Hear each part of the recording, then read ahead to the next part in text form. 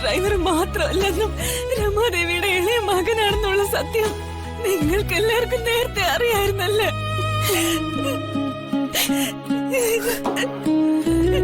എല്ലാരും കൂടെ ചേർന്ന് എന്നൊരു കോമാളിയാക്കിയില്ലേ?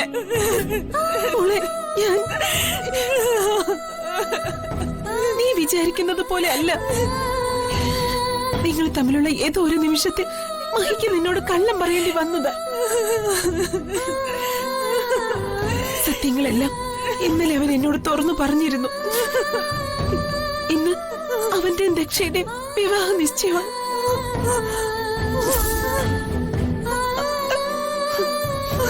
അതിനു മുൻപെങ്കിലും നിന്നോട് സത്യം പറയണമെന്ന് അവൻ ആഗ്രഹിച്ചിരുന്നു. ഇനി നിന്നോട് സത്യങ്ങൾ മറച്ചു വെച്ചിട്ട് കാര്യമില്ലെന്ന്.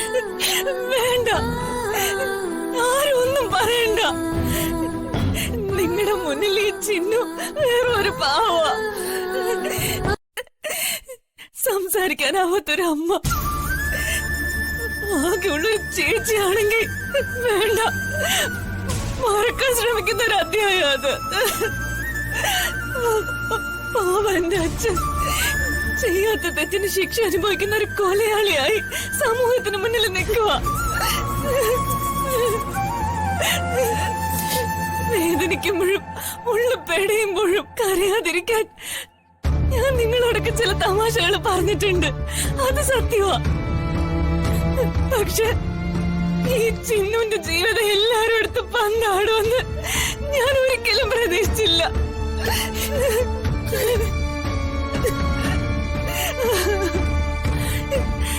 ചിന്നു ആരോരും ഇല്ലാത്തവള.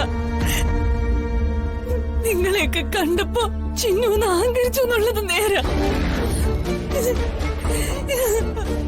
സ്നേഹിക്കാൻ ഒരു പിടി ആളുകൾ കൂടെ ഉണ്ടെന്ന് കരുതി ചതിയുടെ മുഖമായിരുന്നു എല്ലാവരുടെയും എന്ന് തിരിച്ചറിഞ്ഞത് ഇപ്പോഴാ.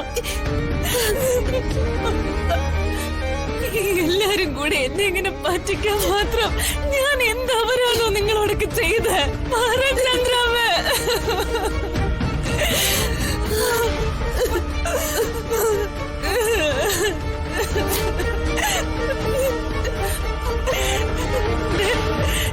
ഈ നിൽക്കുന്ന മഹി ഇത്രയും കാലം എന്നോട് ചെയ്തത് വേറെ ഒരു തമാശ ആയിരുന്നല്ലേ?